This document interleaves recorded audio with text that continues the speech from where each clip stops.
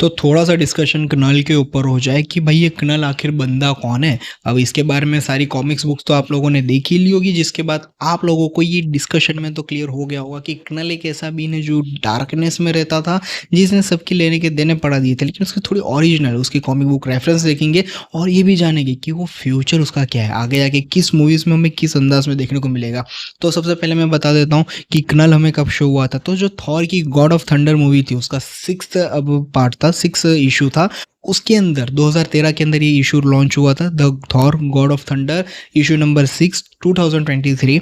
इसके अंदर कनल को फर्स्ट टाइम अपीयर किया कराया गया था। बस नॉर्मल सा सीन था, लेकिन उसमें उसे नेमलेस बताया गया था कि उसका अभी कुछ नाम नहीं है। ये वो टाइम था जब कनल के ऊपर डेवलपमेंट का काम चल रहा था। उसके बाद वेनम वॉल्यूम 4, जिसके बारे में हम लोगों ने डिस्कशन ऑलरेडी खत्म कर दिया है हमारी कॉमिक बुक वाली चैनल पे, जो कि देख लेना। और प्लस किंग इन ब्लैक के ऊपर भी डिस्कशन हो चुका है, वो चैनल भी देख लेना। दोनों की लिंक डिस्क्रिप्शन में मिल जाएगी। चैनल का नाम है अफान कॉमिक्स, उसके ऊपर दोनों सबका डिस्कशन है, उस पर आपको मिल जाएगा। तो वेनम वॉल्यूम 4 जिसका इशू नंबर था 3, उसके अंदर हमें देखने को मिला था कनल का सेकंड अपीयरेंस, जहाँ पे हमें ये पता चला था कि ये गॉड ऑफ सिम्बियोट है। इस बंदे ने ही सारे सिम्बियोट्स को क्रिएट किया है और उनका फादर भी है। और उसकी सारी थोड़ी बहुत झलकें हमें पता चली थी कि बंदा किस लेवल की एंटिटी बीइंग है। जिसके बाद ज़्यादा डिटेल हमें पता चली किंग इन ब्लैक मूवी के अंदर, किंग इन ब्लैक सीरीज के अंदर, जहाँ पे फाइटिंग और सीक्वेंस जो था ना भाई साहब, तुम्हारा दिमाग खोल जाएगा अगर ये सब चीज़ देख लोगे तो। थोड़ा डिस्कशन उसी पे मिलेगा। मैं कॉमिक बुक का सिर्फ तुमको नाम दे दूंगा, लेकिन नॉलेज ज़्यादा तुमको चाहिए तो उसको देखना पड़ेगा।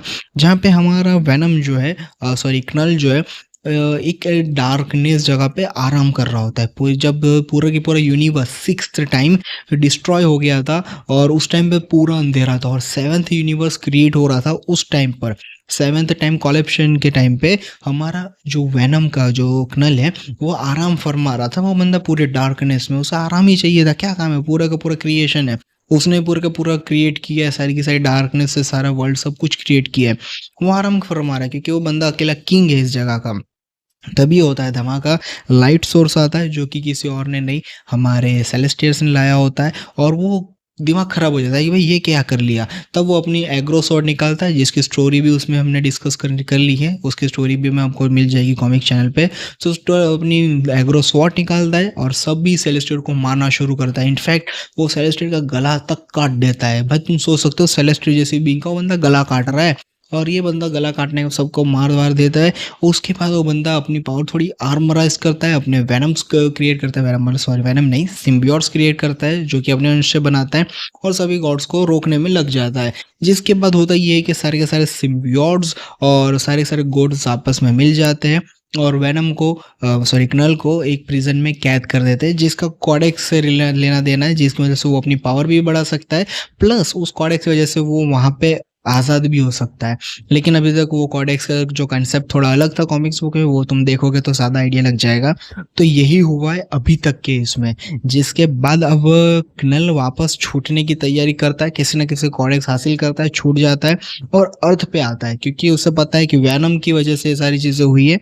तो वैनम को हासिल करने आता है। उसके बाद से जो कॉडेक्स उसका लड़का होता है, हाँ भाई ये चीज़ भी हुई है कि कॉडेक्स ट्रांसफ़र हो चुका था उसके लड़के के अंदर, और उस लड़के के अंदर थोड़ी पावर्स भी खतरनाक चीज़ आ गई थी। तो उसकी वजह से कनल उसके लड़के को हासिल करने आता है, जो कि हो नहीं पाता, जो कि तुम सीरीज कॉमिक देखोगे तो ये आइडिया लग जाएगा।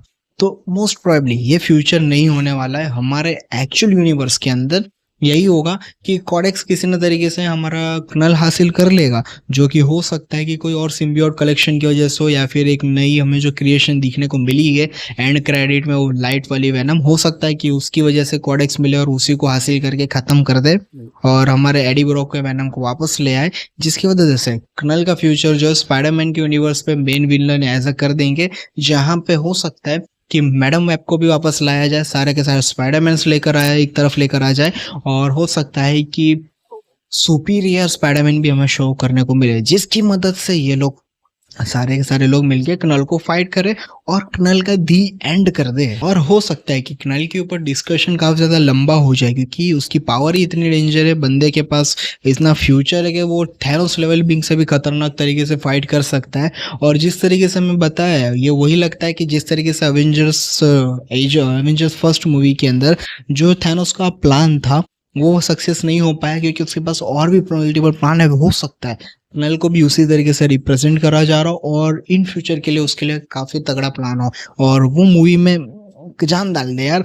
तो मेरे हिसाब से तो डाउट यही जा रहा है कि अभी 2026 में आने वाली है डूम्सडे, फिर सीक्रेट वॉर, तो हो सकता है कि उसके बाद नल को स्टेबल करा जाए। बाकी मिलते हैं नेक्स्ट वीडियो में, तब तक के लिए बाय।